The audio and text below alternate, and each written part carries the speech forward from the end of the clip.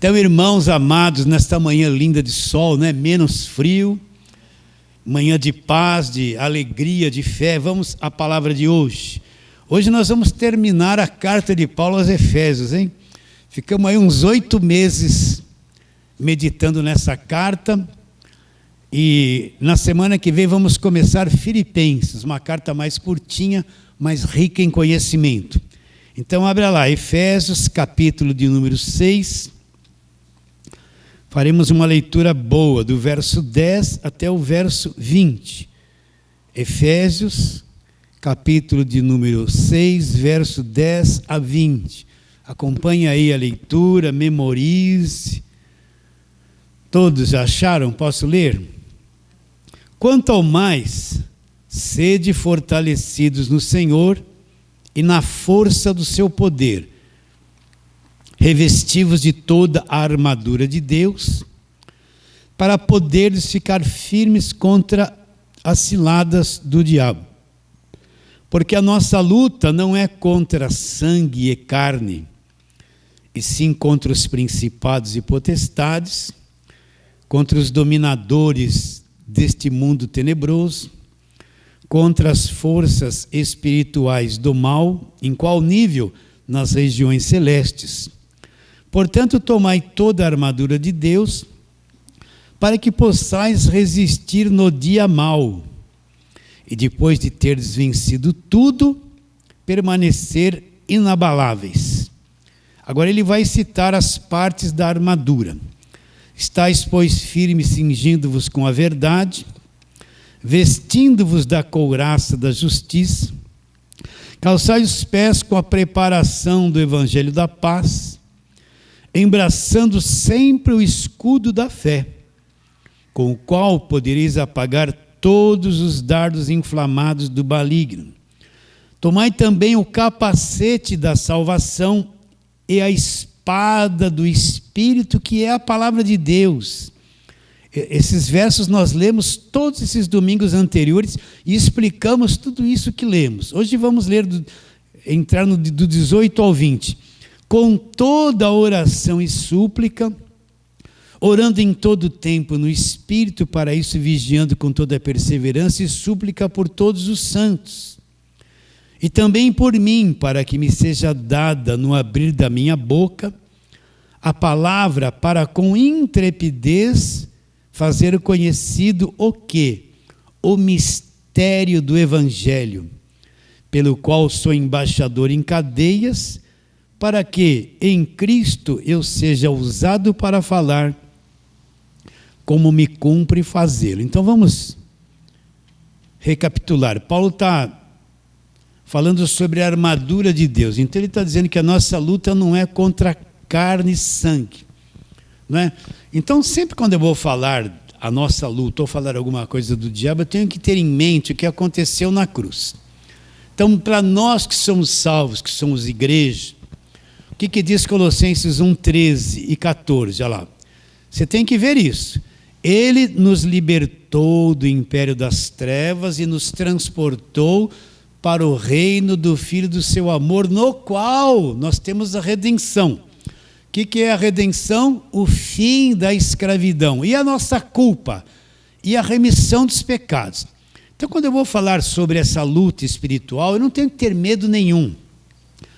Porque eu sei que sou salvo e eu já fui liberto desse império das trevas e transportados para o reino do Filho do amor de Deus. E já sou livre. Eu não estou com medo do diabo.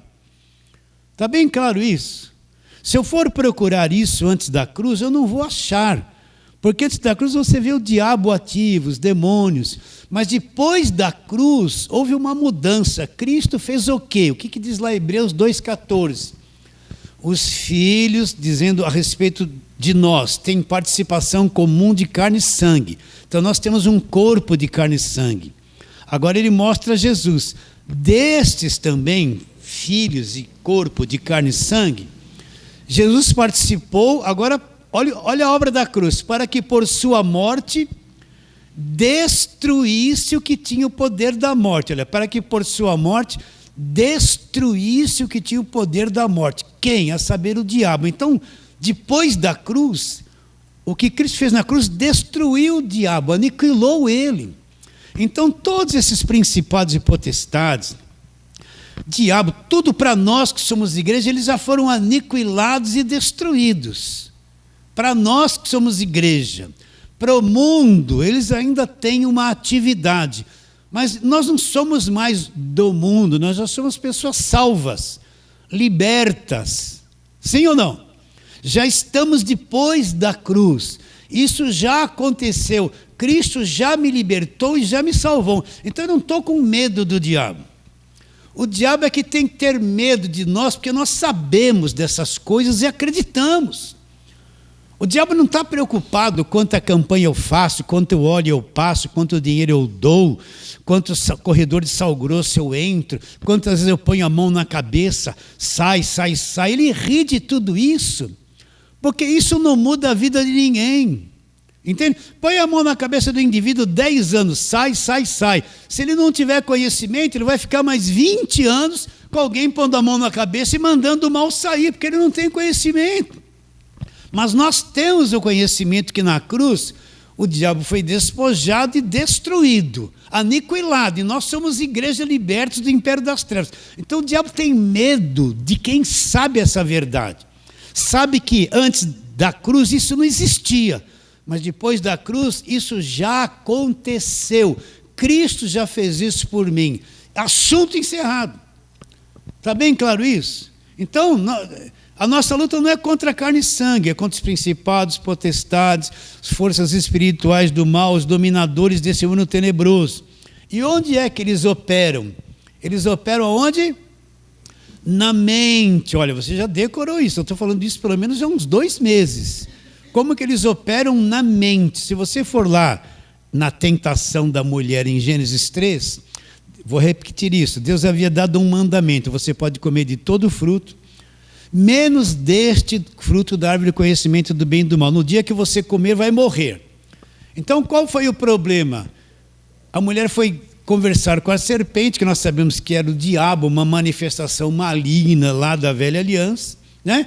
E qual foi a tática dele? Mexer com a mente dela. Deus não disse que você pode comer de todos os frutos? Ela respondeu, sim, menos daquele, para que não morrais. Aí o que o diabo fez na mente dele? Não, mudou o curso, trabalhou contra o mandamento de Deus na mente dela. Não é nada disso. Deus ele sabe que no dia, ele sabe que você se comer, você vai ser igual a ele, não vai acontecer nada, não é nada disso.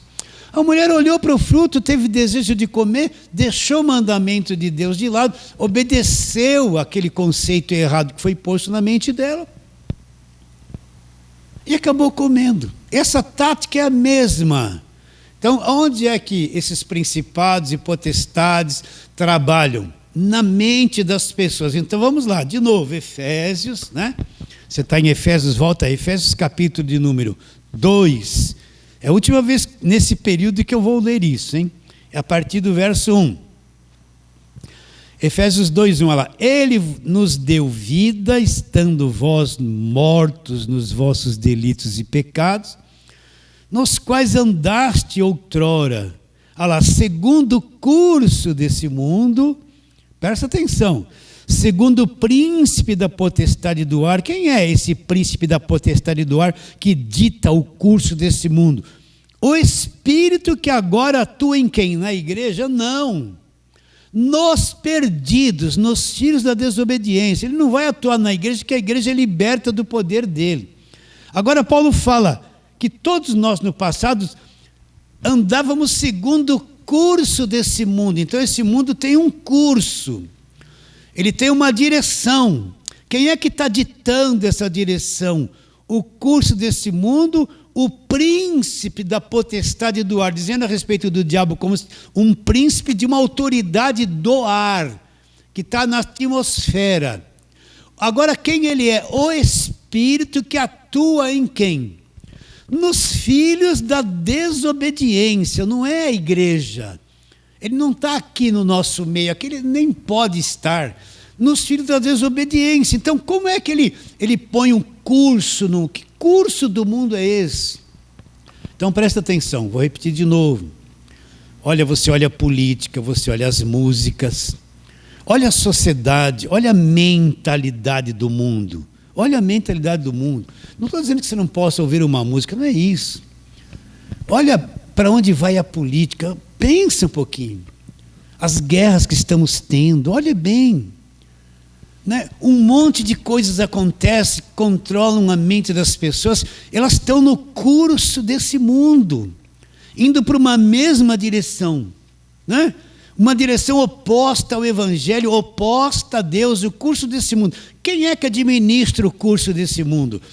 O príncipe da potestade, uma autoridade do ar que está aqui na atmosfera. São seres de uma outra dimensão. Tem medo deles de jeito nenhum, eles já foram aniquilados pelo Senhor Jesus. São seres de uma outra dimensão, de uma outra forma. Tá? Quem ele é? O Espírito que atua nos... É um Espírito que atua nos filhos da desobediência. E como é que ele dita o curso do mundo? Na mente. Não é? Eu vou falar a mesma coisa. Você vai tocar uma música sertaneja. O cara só fala em paixão, em amor, em transação, em cerveja e curtição, e traição. Não é? Vê alguém que gosta dessas músicas, presta atenção, ele canta isso e curte. Olha a vida dele, é o curso do mundo. Não é errado ouvir uma música, mas você tem que saber o que vai ouvir, o que vai deixar entrar na tua cabeça. Então, você pode ver que quem gosta dessas músicas se assemelha, a vida dele se assemelha ao que eles cantam, o que ele curte. Pode ter certeza disso. É a mesma coisa, a fossa, a tristeza, a traição, a bebida, isso, aquilo. Vai naquela mesma... Ele está num curso do mundo, ele pensa que é só as emoções dele. Né? Você vê aquele jovem vestido de preto, cabeludão até aqui, com aquela guitarra, aquele rock. Pode ver que a vida toda dele está indo naquela direção, porque aquilo que ele gosta, que ele ouve... Dito curso do mundo e é o curso da vida dele, ele está indo ali achando que aquilo é o máximo, é uma curtição. E é assim na política, é assim na sociedade, é o curso do mundo. O príncipe da potestade do ar, o Espírito que agora atua em quem? Nos filhos da desobediência. Entende? Então, só o Evangelho pode soltar a mente da pessoa, fazer ela enxergar isso. Fazer ela enxergar para onde leva aquele espírito da música, fazer ela enxergar a cabeça dos políticos, enxergar, vocês estão entendendo, a cultura para onde leva certo tipo de cultura. Só quem teve evangelho, a mente é solta, é liberada desse cativeiro. O resto está indo tudo na mesma direção, feliz da vida. O curso do mundo, para que lado está indo esse mundo? Olha bem, a miséria, a fome, a desigualdade social, as doenças. O curso do mundo, o príncipe da potestade do ar. E ele opera aonde? Na mente da sociedade, na mente. Entende isso? Sim ou não? Né? Mais um verso, vamos lá, tem que ser rápido nisso aqui, rápido. Mas no fim acaba ficando 2 horas no mesmo. Segunda carta de Paulo aos Coríntios, volta aí, voltando você vai passar Gálatas, 2 aos Coríntios. Vamos ler a mesma coisa. 2 aos Coríntios, capítulo 4. Vamos ler desde o verso 1. Verso 1. Pelo que tendo este ministério, qual era o ministério de Paulo? Pregar o evangelho da graça de Deus. Segundo a misericórdia que nos foi feita, não desfalecemos.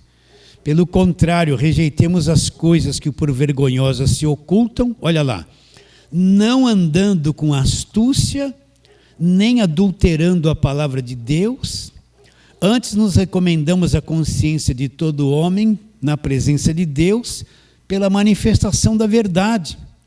Agora ele fala do evangelho encoberto, olha, mas se o nosso evangelho está encoberto, é para os que se perdem que está encoberto, nos quais o Deus desse século, quem é o Deus desse século? É o diabo.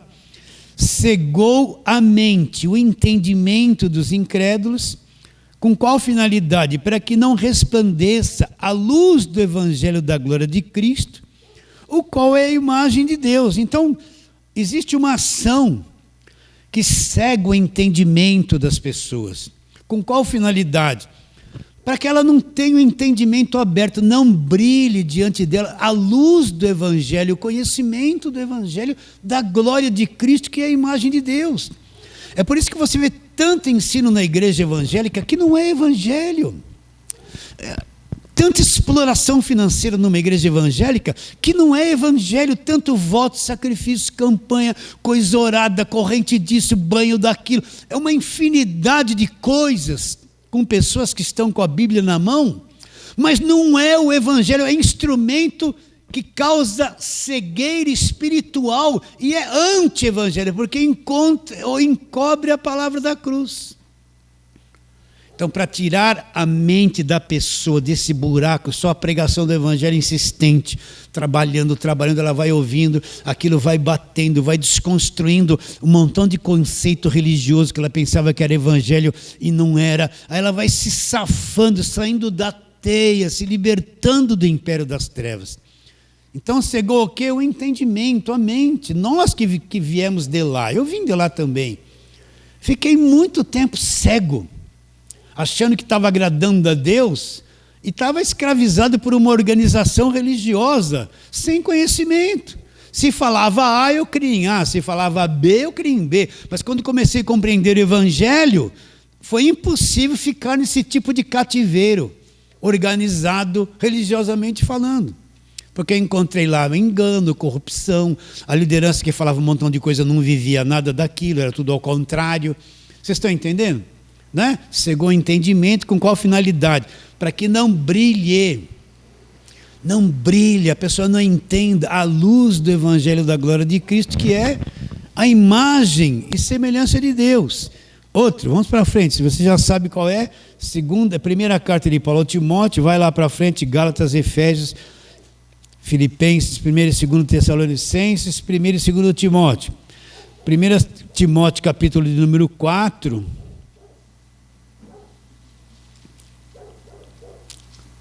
vamos ler versos 1 e 2, primeira carta de Paulo a Timóteo 4, 1 e 2. Acompanha aí. Ora, o Espírito afirma expressamente que nos últimos tempos alguns se apostatarão da fé. Por quê? Por obedecerem espíritos enganadores e ensinos de demônios, pela hipocrisia de homens, pela hipocrisia dos que falam mentiras, né? Que tem cauterizado lá a própria consciência. Então existe espíritos enganadores e ensinos de demônios. Então o que Paulo está dizendo? O que é se apostatar da fé? Eu estava indo direitinho no meu caminho, mas recebi um monte de ensinos contrários ao Evangelho da graça de Deus. Recebi um monte de ensinos que me tiraram do caminho. Eu comecei a praticar coisas que não é o Evangelho da graça de Deus, são ensinos de demônios, né? São espíritos enganadores. Você entende isso? Você quer encontrar os espíritos enganadores? Vai à igreja que prega só sobre prosperidade. Primeiro eles vão dizer isso para você. Me desculpe repetir. Primeiro você tem que dar muito dinheiro para eles. Você só vai prosperar com uma condição. O Deus da barganha, ele vai querer, me dá o teu dinheiro, eu vou avaliar para depois te prosperar. Então vai cair nisso, você vai te prosperar. Vão iludir a cabeça das pessoas que se ela trouxer dinheiro para o altar, que nem existe altar. Altar é coisa de templo de Salomão, não existe isso na igreja, não existe altar. Se você der dinheiro, olha a astúcia, olha o engano, a sutileza.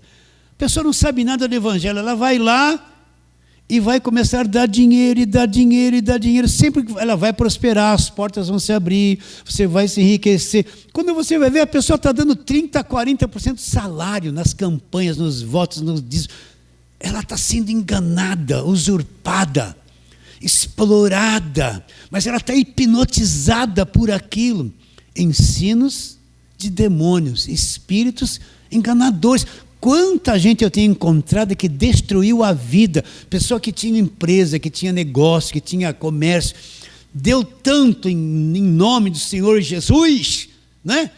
faliu, se afundou em dívidas. Vai ver se algum daqueles vai estender a mão para ela. Não, se afundou, porque caiu nessa sutileza, nesses ensinos de demônios, espíritos enganadores, príncipe da potestade do ar. Por que caiu? Porque não conhece a verdade, cegou o entendimento. E por meio de quem vêm essas coisas? Por meio de quem os espíritos enganadores agem? Olha lá, verso 2. Pela hipocrisia dos que falam mentiras, que têm cauterizado a própria consciência. São homens que falam mentiras, que perderam toda a sensibilidade para a verdade de Deus. Eles têm a mente cauterizada, né? Vou dar o mesmo exemplo, não fecha o rosto para mim. Você vai fazer subtração, extração de um dente, né? Vem lá o dentista, ele aplica uma anestesia, tira o dente, aquela anestesia você não sente mais nada. Pode bater assim, aquilo ficou duro. Ele cortou a sua gengiva, aquilo sangrou, ele deu ponto sem você sentir nada. Porque a anestesia fez um efeito ali e cauterizou, você não sentiu a dor que era para sentir. Então o que é uma mente cauterizada? São homens que estão com a Bíblia na mão, mas eles não têm nenhuma sensibilidade para a verdade. Eles exploram e gostam de explorar. É como um político que mente, engana o povo, rouba e continua fazendo a mesma coisa na frente do povo, dizendo que ele é verdadeiro. É a mesma coisa que um pastor, um falso profeta, está cheio na televisão, que engana, se enriquece, ele não tem mais sensibilidade, ele não sabe que um dia vai estar na presença de Deus e vai ser julgado pelo que ele fez e pelo que ele falou. Ele nem acredita mais nisso, ele está cauterizado. Então, esses espíritos operam através dessas pessoas e trazem os ensinos de demônios, e são espíritos enganadores, as doutrinas dos demônios, espíritos enganadores.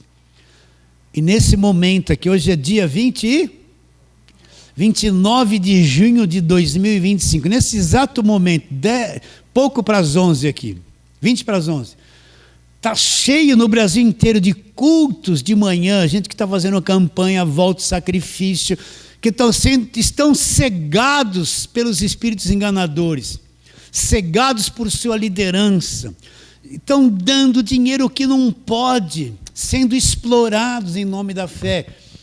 E está por trás de tudo isso, espíritos enganadores e ensinos de demônios. Tem gente que vai destruir a vida deles, vai dividir família, vai perder esposa, vai arrumar uma grande confusão por causa da igreja. Presta atenção. Por causa da igreja, o evangelho que era para construir, vai destruir a vida deles, porque eles estão crendo em ensinos de demônios. Nesses lugares você vai lá e fala assim, a esposa vai lá, pastor, meu marido não quer vir para a igreja. Sabe o que ele vai falar para ela? Teu marido tem um demônio. Então, quando ela chegar em casa agora, olha a cabeça, presta atenção. Ela não vai ver o marido como o marido normal, ela já vai ver um inimigo na vida dele. Olha a loucura. E tudo que ele fizer, fala, o pastor disse que é o demônio, ele já está com o demônio. Como uma mulher vai se dar bem com alguém assim? Tudo que ele fizer, às vezes ele não entende nada do evangelho.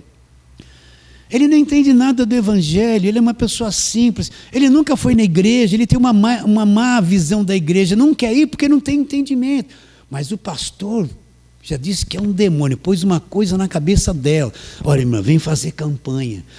Aí começa a macumba, leva esse olhinho, passa na roupa dele. Olha, esse sal ungido aqui, pega, põe um pouquinho na comida para ele se libertar, porque tem um demônio. Aí ela vai levar um dia uma roupa, aí vão orar pela roupa. Aí começa a macumba.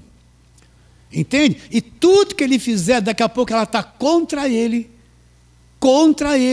e vai destruir a vida dele e a vida dos filhos, porque mal orientada, doutrinas de demônios, ensinos que destroem a vida das pessoas, dentro de uma própria igreja. Está pesado isso que eu estou dizendo? Porque homens que têm a consciência, a mente está cauterizada, não tem mais sensibilidade com a verdade, não está mais nem aí para as pessoas, o que vale é arrecadar, é ser grande, é dominar, sabe? É ser, não, e curtir o produto de tudo aquilo que ele consegue usurpar daquelas pessoas, às vezes com o maior coração sincero, gente simples. É contra isso que nós estamos lutando. O que acontece na mente deles? Cauterizado, não tem mais nenhuma sensibilidade. E aí Paulo ele vai falando sobre a armadura de Deus. Volta lá para Efésios, né? Efésios 6, onde nós estamos. Ele vai falar as partes da armadura. Vamos ler a partir do verso 13, né? Onde Paulo fala: portanto, tomai toda a armadura de Deus, para que possais resistir no dia mau, depois de teres vencido tudo, permanecer inabaláveis. Nós já explicamos cada parte dessa. Estais, pois, firmes, cingindo-vos com a verdade é Jesus. Cingir é vestir-se ou cobrir-se, se cobrir com a verdade. Depois a outra parte da armadura, couraça da justiça, fala sobre a justificação. Depois calçar os pés. Onde que eu tenho que andar? Na preparação do evangelho da paz. Eu estou em paz com Deus, Deus está em paz comigo, houve a reconciliação. Aí ele fala sobre vivermos pela fé, embraçando o escudo da fé que vem pela palavra, o qual poderemos apagar todas as mentiras, os dardos inflamados do maligno. Depois ele fala o que vai guardar a nossa mente, o capacete da salvação, que é o conhecimento da doutrina da salvação, e a espada do Espírito, que é a palavra de Deus. Já falamos tudo isso. Se você for ver essas 8 últimas pregações, está tudo explicadinho. Depois que Paulo fala da armadura de Deus, Paulo sabe que a armadura de Deus é um conhecimento do evangelho da graça de Deus. Cada parte da armadura é um item da nova aliança, é o que vem da cruz. Então essa armadura, como é que eu vou vesti-la? É o meu conhecimento, eu aprendo o que veio da cruz, aprendo da justificação, que é a couraça da justiça, aprendo sobre a reconciliação, que eu vou andar no evangelho da paz. Deus não é meu inimigo, eu não tenho mais barreiras entre eu e Deus. E o capacete da salvação, outra parte da armadura, é um conhecimento que eu tenho, que me amadurece, e eu estou vestido no meu conhecimento com a armadura de Deus. E depois disso, aí Paulo vai explicar uma coisa que todos nós temos que praticar. O que ele vai falar? Olha lá, a partir do verso 18. Com toda oração e súplica, olha lá, orando em todo o tempo no Espírito, e para isso vigiando com toda perseverança. Para aí. Você sabe que você é um homem interior, não sabe? Você é um homem interior. O que é vigiar? Não é eu estar dentro de uma igreja assim, olhando para os lados. Não. Eu tenho uma vida interior, então eu tenho que diariamente cultivar a manifestação dessa minha vida interior. Aqui dentro eu tenho uma consciência espiritual do que é certo e o que é errado, de que Deus está comigo. Então eu tenho que, na medida do possível, manter essa consciência ligada o dia todo. Estou antenado em Deus. Estou trabalhando, estou me relacionando com as pessoas, tendo a vida normal, mas sou uma pessoa ligada em Deus, com sensibilidade para Deus, vigiando, guardando, mexendo com o meu homem interior. Vocês estão entendendo o que eu estou dizendo? Sempre fazendo brotar aquela consciência, aquele entendimento, não é? Aquele conhecimento de Deus, em todas as áreas da minha vida, andando com prudência. Você vai exercitando isso e você fica ligado em Deus, vigia o tempo todo, sabe que é mentira, sabe de onde vem a enganação, já não sabe isso? Sabe que o engano é engano, você consegue perceber quais pessoas você tem mais facilidade de se relacionar, quais outras que estão intrinsecamente nas trevas por aquilo que elas falam. Você aprende até a diagnosticar aqueles que estão ao seu redor por aquilo que eles falam, por aquilo que eles fazem. Saber com sabedoria se relacionar com cada um. Com esse aqui eu posso ir até esse ponto. Com aquele ali eu posso ir mais a fundo, eu tenho mais liberdade nele. Com esse é só bom dia, boa tarde, boa noite. Não tem, ele é tão fechado. Você passa a perceber estas coisas com todos aqueles que estão ao seu redor. Não para julgar e condenar ninguém, porque você está antenado em Deus para você saber como se relacionar com cada um, não é? Sim ou não? Então a esposa está braba, maridos, presta atenção. Mas você, não sei o que lá, em vez de, vai, Ô, benzinho, vem cá, vem dar um beijinho aqui, vem. Não, mas não sei o que lá, não. Dá um sorriso, não vai brigar. Vai retrucar, né? Se você deixou a roupa jogada no chão, você está errado. Ela vai, não vem com essa roupa. Esposa, de novo. Ah, vem aqui, benzinho, vem aqui. Você está linda hoje. Vai desarmar ela, você está com sabedoria. Não está? Está antenado, né? Então, quando o maridão vem, a esposa, não sei o que lá. Benzinho, dá um beijinho nele, né? Capaz que ele faça 5 braços de nervoso, mas vai amaciar a carne. Vocês estão entendendo? Aí seu chefe vem brabo, então, em vez de você... chefe, o senhor está com a razão, mesmo que não esteja. O senhor está com a razão. É mesmo. Desarma qualquer pessoa, né? Você está no trânsito lá, o motoqueiro veio brabo lá, sem querer você fechou, ele abaixou o vidro, ele está lá, você viu o que você fez, já está com o pé assim para quebrar o seu retrovisor. Puxa, eu estou totalmente errado, me desculpa, você está certo. Não é pegar o carro e jogar. Vocês estão entendendo o detalhe? Você, com o homem interior ativado, você vai percebendo, seu relacionamento melhora, você vive vigiando é, Senhor, me cubra com teu sangue, me guarda, Senhor, teu anjo está ao meu... Não, isso aí é quem não entende nada. Você está antenado, ligado, com toda a perseverança, viver pelo homem interior. Está claro isso? Estamos indo? Paulo está entrando isso no campo de oração. Olha lá, verso 18. Com toda oração e súplica, orando em todo o tempo no Espírito, para isso vigiando com toda a perseverança e súplica por todos os santos. Agora Paulo entra num campo muito importante. Então, se tratando de oração, o que vem na nossa mente? A primeira coisa, quando se trata de oração, é pedir coisas para Deus. Você pode pedir coisas para Deus? Sim. Mas, meus irmãos, eu preciso entrar num nível superior de oração. Tem pessoa que a vida toda está assim, ore pela minha mãe, pelo meu pai, pelo meu filho, pelo meu marido, pela minha esposa, pelo meu trabalho. A vida dele com Deus não evolui. O relacionamento dele com Deus é pedir coisas. Me dá isso, me dá aquilo. Então você vê uma enxurrada de gente que vem para a igreja e me dá isso, me dá. Por isso que tem campanha da casa própria, campanha da família, campanha da cura, campanha para vencer, campanha para melhorar. Tudo que promete que a vida da pessoa vai melhorar. E eles correm atrás disso e chegam lá, me dá isso, Deus me dá aquilo, me dá aquilo, me dá aquilo, me dá aquilo. E Deus às vezes fica tão cheio. E ele fala assim, faz 10 anos que essa pessoa vem orar, ela fala a mesma coisa todos os dias. Será que ela não sabe que eu já ouvi? Aí vem aquela mãe, meu filho. Ela nunca aprendeu a confiar em Deus. Ela nunca aprendeu que Deus já ouviu. Ela fica 10 anos, meu filho, e o filho não vem, não cresce porque é o meu filho. Vocês estão entendendo? Agora, quando a gente cresce, a gente não ora mais assim. Por quê? Porque você já aprendeu que Deus está com você. Você já aprendeu que Deus está com o teu filho. Você já aprendeu que Deus está na tua vida. Não precisa ficar minha família, aquele desespero de quem não acredita em nada. Você já aprendeu que Deus cuida de você, você não precisa pedir mais nada. Não é?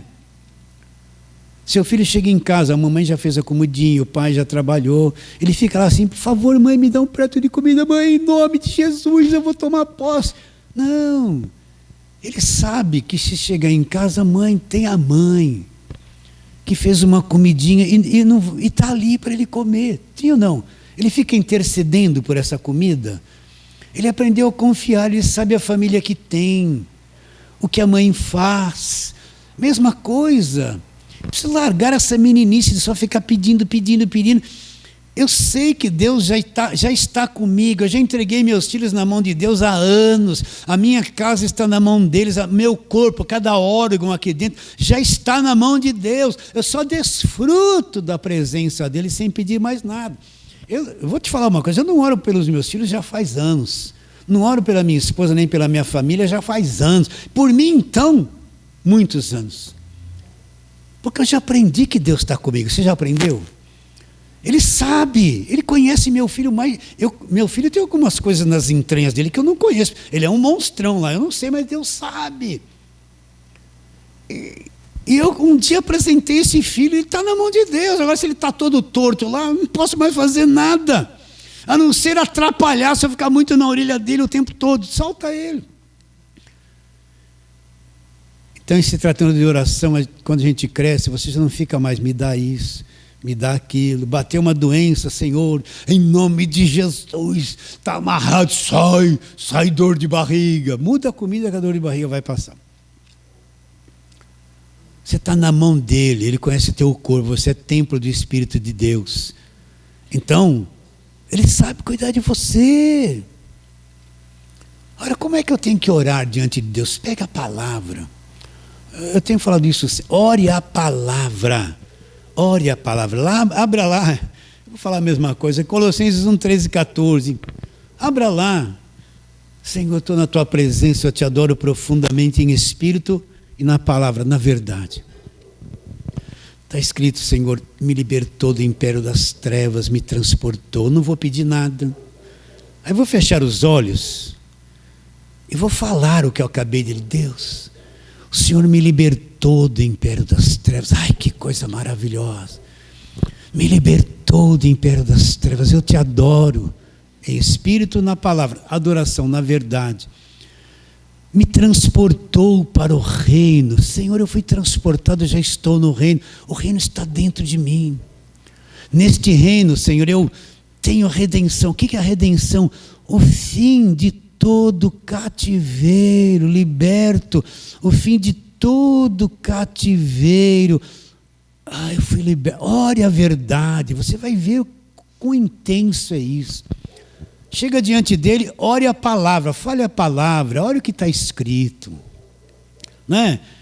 Chega lá em Romanos 5, 1 e 2, justificados, pois, pela fé, tenho paz com Deus. Senhor, eu fui justificado. O Senhor olha para mim e não me vê mais culpado, me vê sem culpa. Minha dívida foi paga, eu fui justificado.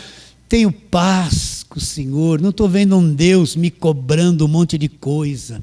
Não estou vendo um Deus apontando, você não jejuou, você não deu dízimo, vai para o inferno, você não fez vigília, vou mandar a mão de Deus, eu vou pesar minha mão sobre você, porque você... Não estou vendo isso. Fui justificado, Senhor, eu estou justificado, eu te adoro. Tenho paz, fui reconciliado, graças. Fique uns 5, 10 minutos só nesse verso. Entende? A gente não deve falar de si mesmo. Mas tem vezes que eu fico uma semana em 3 versículos. Essas coisas que eu venho falar aqui para você, já fiquei em cima delas, eu medito e oro elas. Não é uma semana, já são uns mais de 20 anos. Que eu fico em cima disso e falando isso com Deus, para Ele abrir mais o meu conhecimento. Ore a palavra, em vez de ficar só falando aflição, ore o que está escrito, adore, ore e adore. Né? Romanos 8:1, agora não há mais condenação para aqueles que estão em Cristo. Por quê? 2, porque a lei do Espírito da vida em Cristo, onde eu estou, me libertou da lei do pecado e da morte. Senhor, eu não posso mais ser condenado. Eu não vou nunca vou perder a salvação, porque não há mais condenação, eu fui posto em Cristo. O Senhor me libertou da lei do pecado da velha aliança, me libertou daquele judaísmo horrível de condenação, de morte. E agora eu estou no Evangelho da Graça, entrou a lei do Espírito da vida em mim. Vai orando isso e adorando, fale isso e adore. Você vai ver como a coisa vai se abrindo, você vai enxergando. Agora imagine você lá, Senhor, tem misericórdia, eu sou um verme, eu sou um pó. Ai, Senhor, tem um demônio na minha vida, liberte, socorro, Senhor, socorro, está amarrado.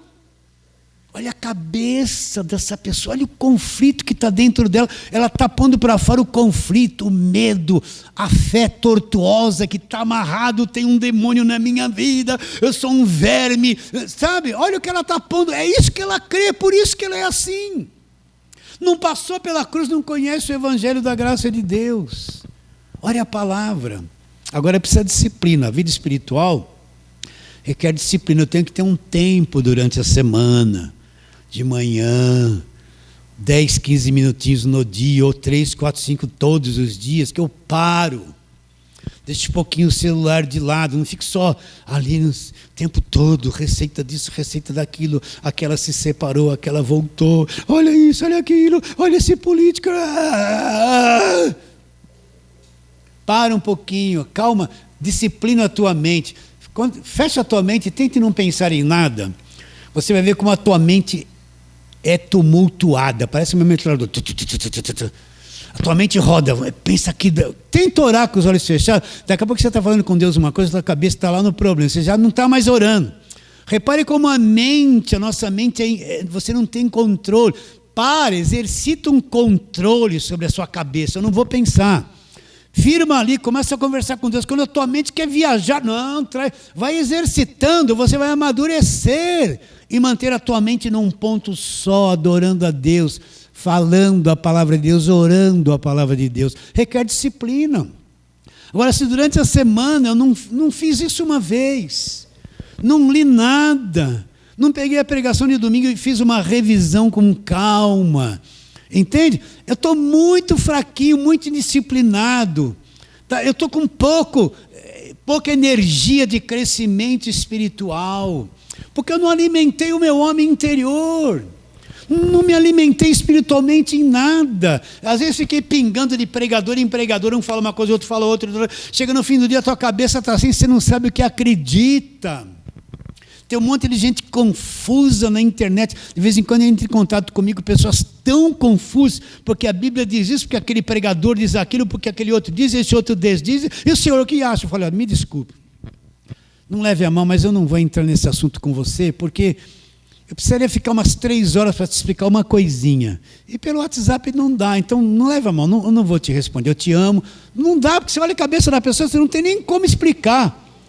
Ela está tão tumultuada, ouviu aquele pregador da televisão, ouviu aquele outro, esse prometeu aquilo, aquele outro prometeu aquilo, e a cabeça dela está assim, um disquete rodando, não sabe nada, está tumultuada, entende? Não tenha calma mental para meditar, se acalmar, orar, penetrar na palavra, no mundo de Deus, em oração com Ele.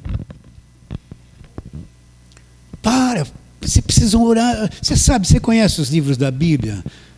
Eu penso o seguinte, para você estar bem firmado na graça, você tem que ter domínio sobre todas as cartas de Paulo. O que é o domínio? Saber ela de ponta a ponta, o que ela diz. De ponta a ponta, ter domínio, estudar cada carta dela. Por isso que aqui o nosso ensino é estudar as cartas de Paulo, o máximo possível. Às vezes a pessoa nunca entendeu Gálatas ainda, que a lei acabou, a velha aliança acabou, o judaísmo acabou, tudo aquilo do passado acabou, se estabeleceu uma nova aliança. Ele não sabe, nunca estudou Gálatas, está 20 anos na igreja, nunca estudou, não tem domínio, não tem conhecimento, por isso que acredita num monte de besteira. Nunca aprendeu uma carta. Quer saber se é evangelho? Evangelho não é Jesus curando, Jesus libertando do demônio, Jesus multiplicando o pão, tudo isso é bonito. Evangelho, quer saber o que é evangelho? Estude as cartas de Paulo, porque evangelho é aquilo onde nós somos justificados para sempre. Evangelho não é curar, expulsar um demônio, é o ensino que vem depois da cruz, mas a pessoa nunca fez isso na vida, não sabe, não tem conhecimento, fica perdido por dentro, angustiado, a alma não descansa. Por quê? Não tem conhecimento. Vocês estão entendendo? Você sente um pouco mal de eu falar assim?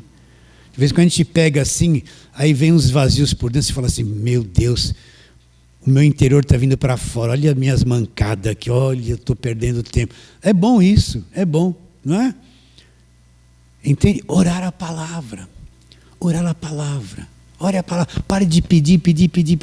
Entre nesse mundo com a palavra, porque Deus sabe tudo que você necessita. Deus sabe o teu futuro. Deus sabe o teu amanhã. Você está com medo aqui, mas Deus sabe o teu amanhã. Confie nele. Isso é a fé. Eu estou confiando nele. Eu não vou ficar nos meus medos pedindo para o Senhor me libertar, porque o Senhor está comigo, o Senhor vai me libertar sem eu pedir, o Senhor é meu Pai, tem um compromisso comigo. Aprendi a confiar, sem ficar, me dá, abre a porta, vou fazer campanha para abrir no porta. Tem uma igreja aí que tem 7 portas, você vai passar na 7. Olha, mentira, isso não é evangelho, isso é crer naquilo que não é verdade. Então, quando Paulo fala de oração, essas coisas. Agora vamos ver outra coisa importante, que é para isso que é o foco, né? E ainda dá mais uns 10 minutinhos. Vamos lá. E você está no capítulo 6 de Efésios. Olha lá, com toda oração e súplica, orando todo o tempo, e para isso vigiando com toda perseverança, e súplica por todos os santos. O que a oração vai causar em você?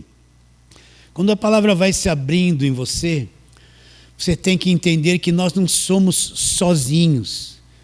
Existe uma coisa chamada igreja, existe outras pessoas que precisam ter o entendimento aberto, existe outras pessoas que precisam ser alcançadas. Esse negócio de estar dentro de uma igreja só em causa própria, para o meu interesse, para aquilo que me interessa, para aquilo que eu quero conquistar, para aquilo que eu quero ganhar, é mentiroso. A igreja se preocupa uns com os outros, e a igreja tem interesse que todos cheguem ao conhecimento da verdade. Porque Paulo fala que nós temos que suplicar por todos os santos. O que é súplica? Olha aqui o que é súplica, eu vou ler para você.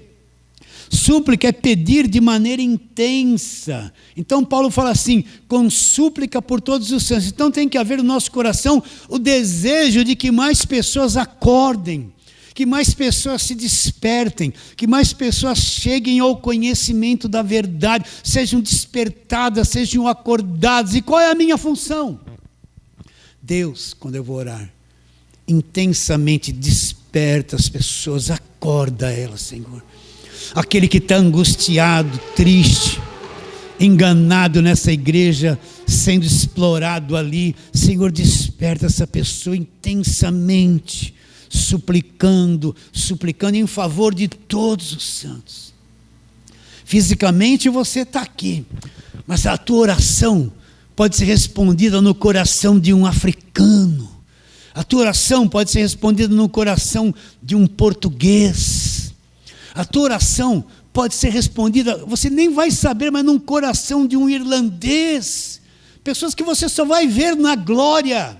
Súplica por todos os santos. Então é você orar, isso depois que você tem o conhecimento da armadura de Deus, e pedir: Deus, abra o entendimento dos santos, dos meus irmãos, da igreja, onde quer que a palavra do Evangelho da Graça chegue, abra o entendimento, abra a mente. Súplica por todos os santos. Vocês estão entendendo ou não? Por todos os santos. Então nós tem que haver, só Deus para despertar o interesse dentro de mim, de que alguém seja despertado para a verdade, de que alguém seja arrancada do falso evangelho, de que alguém brilhe nela o que brilhou dentro de você. Eu não posso às vezes estar lá falando para todos, mas eu posso orar para alcançar essa gente. Com a oração você alcança o planeta inteiro. Você acredita ou não? Você está falando com Deus, mas Deus vê o planeta inteiro, não é? Então, por isso, para mim, o maior milagre é quando alguém entra em contato comigo pelo WhatsApp e fala assim: pastor, abriu o meu entendimento, a palavra desse dia assim, eu entendi, aí eu respondo para ele: isso para mim é o maior milagre, você é um milagre, porque você relatou essa coisa simples, mas eu sei quão profunda é o despertar das pessoas na verdade do Evangelho. Paulo fala: súplica por todos os santos, por todos. Eu tinha 3 orações de Paulo aqui, que nós já falamos, mas vamos ler só uma. Vamos ver como Paulo orava para a igreja. Você está em Efésios, volta aí no capítulo número 1, a partir do verso 14. Quando você entende isso, é um prazer orar por todos os santos. Verso 14 de Efésios 2. Aliás, Efésios 1:15. Todos já acharam aí direitinho? Paulo vai fazer oração. Por isso também eu, tendo ouvido a fé que há que há entre vós no Senhor Jesus e o amor para com todos os santos, não cesso de dar graças por vós, fazendo menção de vós em todas as minhas orações. Então Paulo viu que os efésios tinham fé, né? E Paulo fazia menção dos efésios nas orações dele. E o que Paulo pedia para eles? Olha lá. Para que o Deus de nosso Senhor Jesus Cristo, o Pai da glória, conceda uma coisa para vocês. O quê? Espírito de sabedoria e de revelação de quê? No pleno conhecimento de Deus, no pleno conhecimento dele. Então que Paulo orava em favor deles. Imagine Paulo, aquele apóstolo que foi até o terceiro céu, que ouviu coisas que ao homem não é lícito contar, que viu Jesus pessoalmente, o conhecimento profundo que ele tinha. O que ele pedia a Deus em favor das pessoas?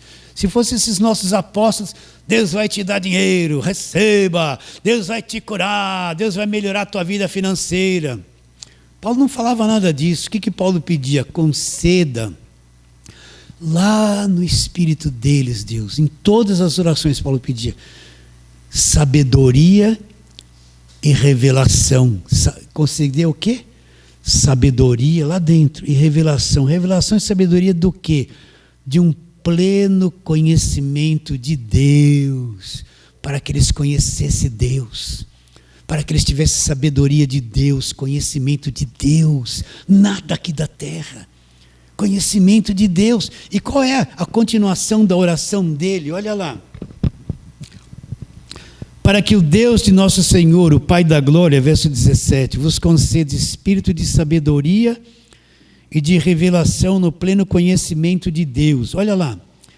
Iluminados os olhos do vosso coração. Então quer dizer, pastor, que o meu coração, lá no meu espírito, tem olhos? Quando ele fala coração, é o nosso espírito. Nosso coração físico é esse aqui que está bombeando sangue.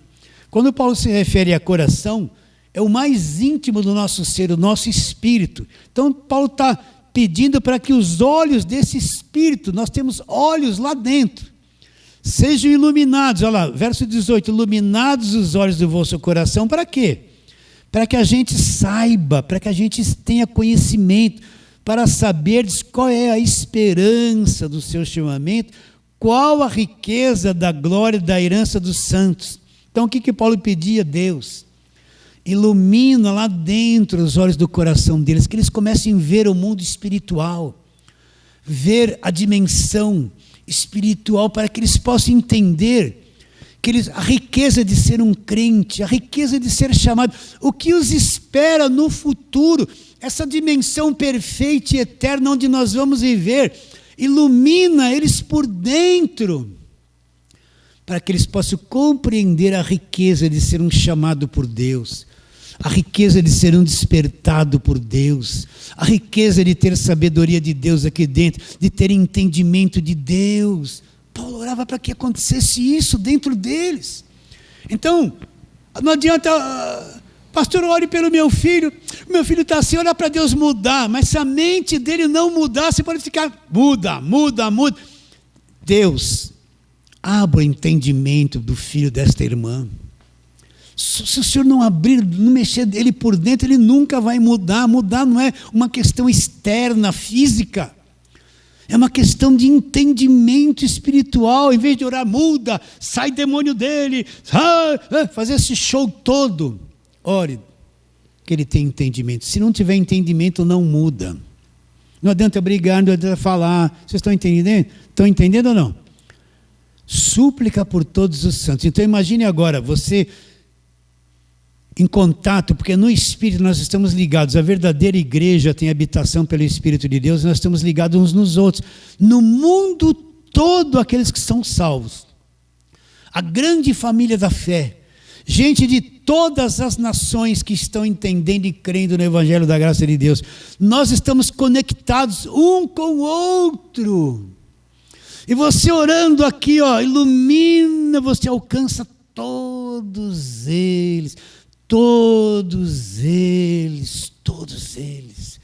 para que cresçamos por dentro, que nem, por exemplo, você tem uma operadora, operadora Claro, né?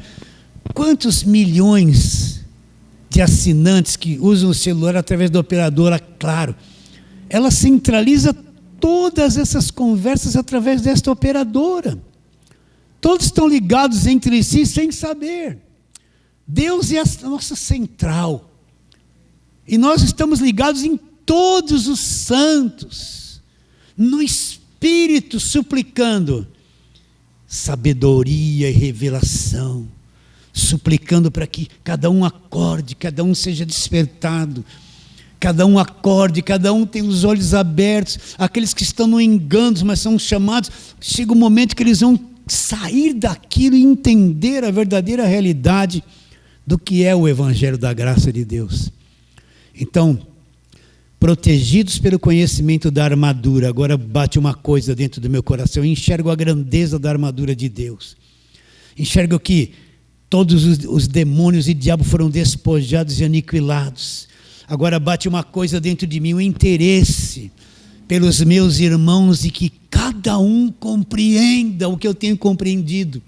Cada um enxergue o que eu tenho enxergado. Cada um se conecte como eu tenho me conectado no Evangelho. E nós nos tornamos um no mundo, todos ligados num só Espírito, numa só fé, como uma só alma, lutando juntos pela fé evangélica. A igreja não é essa coisa que você vê de vitrine. A verdadeira igreja são os nascidos de Deus, os salvos de verdade que conhecem o Evangelho da graça de Deus, que ainda que não entendam, estão conectados uns nos outros. O mesmo Espírito que está dentro deles está dentro de mim e nos une e nos forma um corpo, que é o corpo de Cristo. Orar por todos eles. Então, se no meu coração a minha vida de fé é só para mim, eu só busco a Deus por interesse próprio, não despertou em mim nenhum interesse nessa conexão mundial pelos meus irmãos, eu ainda sou muito criança, muito ingênuo. Uma igreja que não prega, não ensina essas coisas, o povo nem sabe disso. É uma igreja que está cega, que está morta, atrofiada, aquele monte de povo, criança que só está atrás dos seus problemas, não tem nenhum conhecimento do mundo espiritual. Agora Paulo termina dizendo o quê? Paulo também pede oração para ele. Para que Paulo pediu oração para ele? Olha lá, para terminar, volta lá em Efésios 6, para terminarmos, né? Aí Paulo fala assim, ó. E também por mim, no verso 19. Para que Paulo pediu oração? Para que me seja dada no abrir da minha boca a palavra para com intrepidez fazer o quê? Conhecido o mistério do Evangelho. Então Paulo pede, ore também por mim. Para que quando eu for pregar, me seja dado por Deus a palavra da graça. Para sem medo, sem constrangimento, porque a palavra da graça é uma coisa agressiva para o falso evangelho. A palavra da graça, Deus não é o Deus de barganha que quer o teu dinheiro, é tudo de graça. A palavra da graça mostra que você é um perdoado, mostra que ninguém pode mandar em você. Quando você começa a pregar a palavra da graça, o falso evangelho é exposto, a mentira vem para fora. E as pessoas descobrem que às vezes elas estavam numa igreja que era um cativeiro, não era igreja. O que elas criam não era o evangelho. Então por isso que Paulo falou, olha também por mim, para quando eu abrir a minha boca, eu fale com intrepidez, com coragem, sem medo, a palavra do mistério do Evangelho, para que eu possa falar sem medo, sem barreiras, sem oposição, sem ser intimidado por nada, falar a verdade, falar a verdade. É isso que vale, falar. Por isso que vocês devem orar por mim. Você ora por mim? Tem que orar, hein? De vez em quando, ô Senhor, abençoe aquele. Olha assim, abençoe o defeituoso, pastor. Dê sabedoria a ele, abra o entendimento dele, e deixa os defeitos dele de lado, Senhor, porque se o Senhor for olhar para os defeitos dele, ele não vai servir para nada. Olha assim, fala isso mesmo, né? Vocês estão entendendo? Sim ou não? Mas orem, eu oro por vocês. Ó, todas as orações que a gente faz aqui na igreja, o que eu falo? Senhor, abre o entendimento. Não é isso? No começo do culto agora, depois da palavra, eu vou falar a mesma coisa. Porque é isso que Paulo orava por todas as igrejas. Paulo sabia que a coisa mais importante era que eles tivessem o entendimento aberto. Entende isso? Talvez você não pratique nada do que eu disse, mas se no teu coração despertou uma coisinha, eu sei que no decorrer do tempo você vai começar a orar a palavra, e entender e revestido totalmente da armadura de Deus. Assim terminamos a carta de Paulo aos Efésios. Vamos ficar em pé e vamos orar. Vamos orar. Senhor, nós te adoramos profundamente, Senhor. Profundamente, em espírito e com conhecimento da verdade. E queremos pedir, como acabamos de pregar, Senhor, que o Senhor venha abrir o entendimento, o nosso entendimento, o entendimento de todos quantos essa palavra chegar no dia de hoje. Aqueles que estão longe, muito longe, em outros países, aqueles que estão perto, aqueles que estão a um passo de ter entendimento aberto, que a palavra chegue e complete a obra dentro deles. Ilumina os olhos do coração, Senhor. E nós também oramos por todos os santos e suplicamos que todos tenham entendimento aberto para compreender e ser iluminados com esse grande evangelho poderoso da glória de Cristo, que é a imagem de Deus. Crendo que a resposta vem, oramos pela fé em nome de Jesus. E a igreja diz amém. Agora pode aplaudir.